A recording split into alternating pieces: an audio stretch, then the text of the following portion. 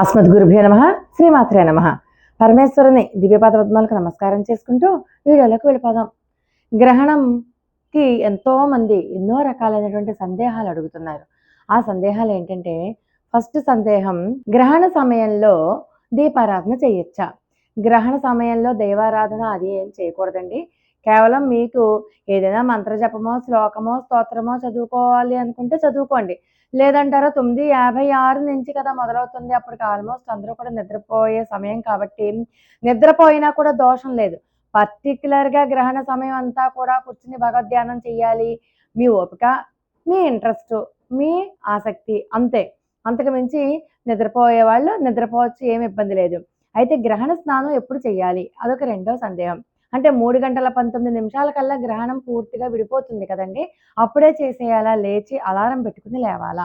అయితే అదేమీ అక్కర్లేదు. మీరు ఎప్పుడు లేస్తే అప్పుడు, అంటే మరీ బాగా పొద్దెక్కాక కాకుండా, మీరు ఎప్పుడో లేచి సమయం బ్రాహ్మీ ముహూర్తంలో లేస్తే అప్పుడు, లేకపోతే 5 సూర్యోదయానికి ముందే చేసేస్తే మంచిది. అలాగే ఇంకొక సందేహం ఏంటంటే, మేము ఏటి సూతకంలో ఉన్నామో గ్రహణ పరిహారాలు మేము చేసుకోవచ్చా? అంటే ఏటి సూతకంలో ఉన్నా కూడా గ్రహణ పరిహారాలు చేసుకోవచ్చు, ఇబ్బందేం లేదు. అయితే మైలలో ఉన్నవాళ్ళు కానీ, నెలసరిలో ఉన్నవాళ్ళు కానీ ఆ గ్రహణ పరిహారాలు అప్పుడు చేసుకోకూడదు. మీకు మైలంతా తీరిపోయాక, నెలసరి కూడా స్నానం కూడా అయిపోయాక 5వ రోజున మీరు పరిహారాలు చేసుకోవచ్చు, మీకేదైనా పరిహారాలు ఉంటే. అయితే మరి వెంటనే చేసుకుంటేనే పుణ్యమా అండి? 4 రోజుల తర్వాత చేసుకోకూడదా? చేసుకోవచ్చు. ఎందుకంటే ఈ గ్రహణం యొక్క ప్రభావం 6 నెలలుంటుంది.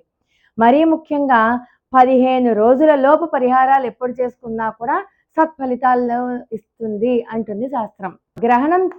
గ్రహణం అయ్యాక, స్నానం చేశాక ఇల్లు శుభ్రం చేసుకోవాలా?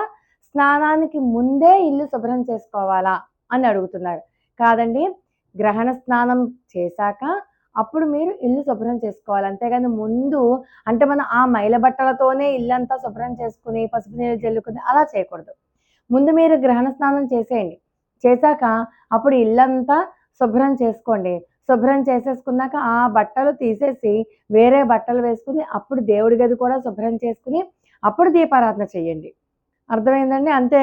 గ్రహణ స్నానం చేశాక మాత్రమే, అంటే మీరు పక్క బట్టలు అవి తీసేయడం అన్నది మాత్రం గ్రహణ స్నానం చేయకముందే బట్టలవి తీసేయండి. చేయండి. శుభ్రం చేసుకునేది మాత్రం స్నానం చేశాకనే శుభ్రం చేసుకుంటే మంచిది. ఎప్పుడు తీయాలి అంటే, గ్రహణం పడుతోందని చెప్పి తెలిసాక దర్భలేస్తాం కదా ముందుగానే. అంటే ఆదివారం సాయంకాలానికల్లా దర్భలేసేస్తాం. మనం ఎక్కడెక్కడ దర్భలేయాలో పాలు, పెరుగు, పచ్చళ్ళు, నూనెలు, బియ్యము, బెల్లం ప్రతి దాంట్లోనూ వేసేస్తాం. దేవుడి గదిలో కూడా వేసేస్తాం.